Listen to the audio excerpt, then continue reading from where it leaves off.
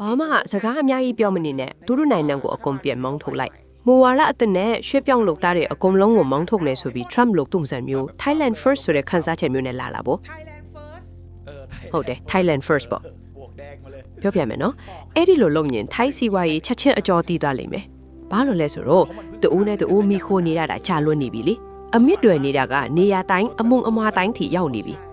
ဟုတ်တယ်ဥပမာမဟာချိုင်မှာမိုင်းတေတာစက်ယုံကမြန်မာလူသားတွေမရှိရင်ဖြစ်ပါမလာ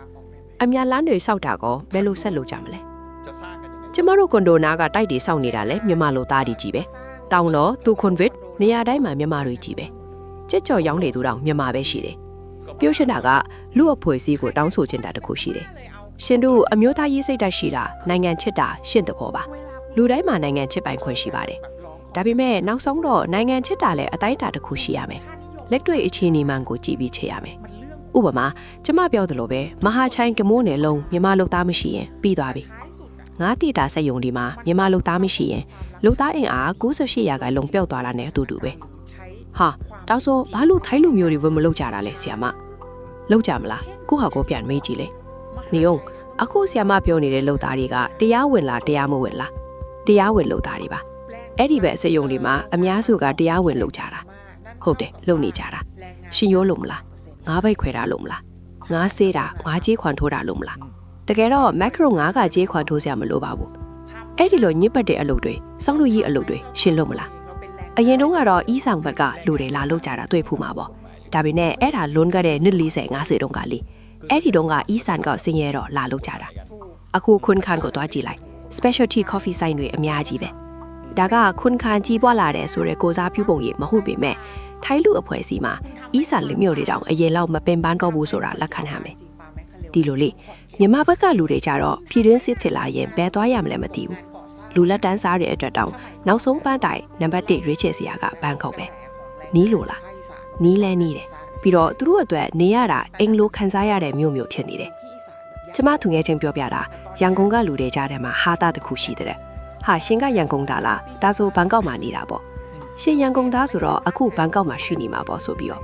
ဒါကဘာကိုဆိုလိုတာလဲဆိုတော့ရန်ကုန်ကလူအများကြီးကဒီမှာကွန်ဒိုလာဝဲတယ်သားသမီးတွေကိုဒီက international ကျောင်းတွေတက္ကသိုလ်တွေမှာလာထားကြတယ်ဆိုတာပါပဲနေ့တိုင်းလူမျိုးစုံတွေတွေ့နေရတော့တဲ့အချက်လက်အမျိုးမျိုးရတယ်ဥပမာလက်ရှိမြန်မာစစ်အစိုးရခေါင်းဆောင်ပိုင်းတွေတောင်သူတို့သားသမီးတွေကိုထိုင်းကထိပ်တန်းတက္ကသိုလ်တွေမှာ Master Dan Doctor Dan တွေလာတက်ခိုင်းနေကြတာပဲကျမတို့တိုင်းဖီကမြန်မာလူမျိုးတွေကိုအလို့သမားအဆင့်လူလက်တန်းစားလူတန်းစားအမြင့်အကုန်လုံးအများကြီးလက်ခံထားတယ်ဆိုတာဝန်ခံရမယ်အိမ်ချမ်းမြေလောကသားတွေဆိုရင်အခုမြန်မာတွေကွန်ဒိုလာဝယ်ကြတာကိုပျော်နေကြတယ်ပြီးတော့သူတို့ကကျမတို့လို25 square meter အခန်းချင်းလေးတွေဝယ်တာမဟုတ်ဘူးသူတို့ကအိတ်ခန်းနှခန်းပါအခန်းမျိုးတွေဝယ်တာအိမ်ချမ်းမြေကုမ္ပဏီကစည်ရင်းစရာတွေထွက်ထားတာရှိတယ်အိန္ဒိယနဲ့မြန်မာတွေကပြန်ပြန်အိုက်ထင်ထိုင်းလူမျိုးတွေထပ်ပို့ကျတဲ့အခန်းတွေဝယ်ကြတယ်ပုံမှန်ဆိုအိတ်ခန်းနှခန်းပါတွေကဈေးကြီးတော့ရောင်းရခက်တယ်ဒါပေမဲ့မြန်မာတွေအကုန်ဝယ်တယ်ဘာမှအများကြီးတွေးမနေနဲ့သူခွန်ဘက်ကကုန်းတိုင်တွေတွားလျှောက်ကြည့်လိုက်ကိုပတ်ဝန်းကျင်မှာမြန်မာတွေကြီးပဲကျမကမြန်မာစကားနားလဲတော့အကုန်သိတယ်အော်ဒါလူလက်တန်းစားဒါကပါဝေးပွန်စားပုံကြီးတာနဲ့ဘယ်လိုပုံစံလဲသိတယ်သူတို့သုံးတဲ့ဘာသာစကားမိဘတွေကသားသမီးကိုအင်္ဂလိပ်လိုပြောပြီးမဲ့မိဘအချင်းချင်းကြားမြန်မာလိုပြောကြတာခဏခဏတွေ့ရတယ်မြန်မာတွေအင်္ဂလိပ်လိုပြောရင်တောင်လေးယူလေးထိန်နားထောင်ပြီးမြန်မာမှန်းတည်တာတယ်နေရာတိုင်းတော့ရှိနေတာမြန်မာလိုနေရာတကားလို့ပြောတယ်လေကဲထိတော့မယ်မြန်မာရေးကျွမ်းကျင်သူရဲ့ထိပြီထင်တယ်ကျွန်တော်ကတော့ထိပြီလို့ထင်တယ်ကျမကတော့ group မဆိုင်ပါဘူး comment တွေလည်းမဖတ်ဘူး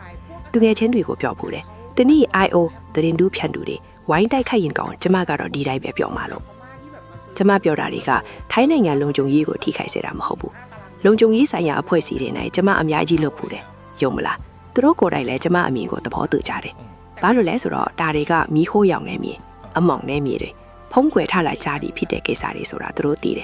်သူတို့လည်းဖြည့်ရှင်းချင်တာပေါ့ဒါပေမဲ့ဘာလို့မရှင်းနိုင်တာလဲအရန်ခတ်လို့လေ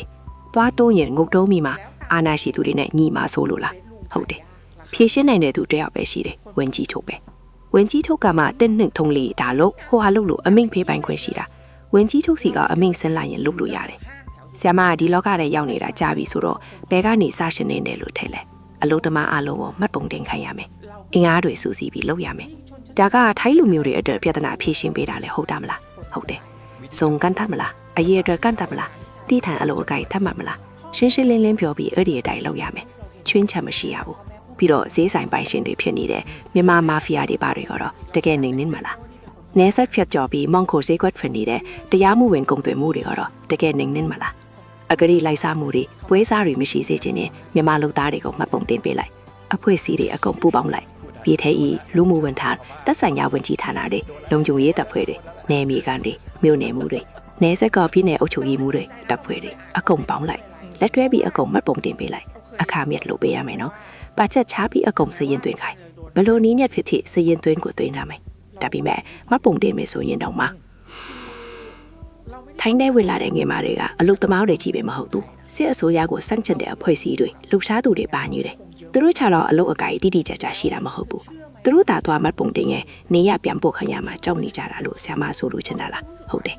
အဲ့ဒီလူတွေကမနေဘူးမလားအယမ်းများတယ်ဒါဆိုသူတို့ကိုယုံကြည်မှုတောက်ဆိုပေးရမယ်မူဝါဒချမှတ်ပေးရမယ်အုပ်စုနှစ်သွန်းစုရှိတယ် CDM သမားတွေလို့ခေါ်တဲ့အုပ်စုပေါ့အကြမ်းမဖတ်အာနာဖီဆိုင်ရေးလှူရှာမှုမှာပါဝင်ခဲ့တဲ့ဝန်ထမ်းတွေဆရာဝန်ဒူနာဖြူဆရာအင်ဂျင်နီယာပန်ဝန်ထမ်းစတဲ့တော်တဲ့တက်တဲ့သူတွေပေါ့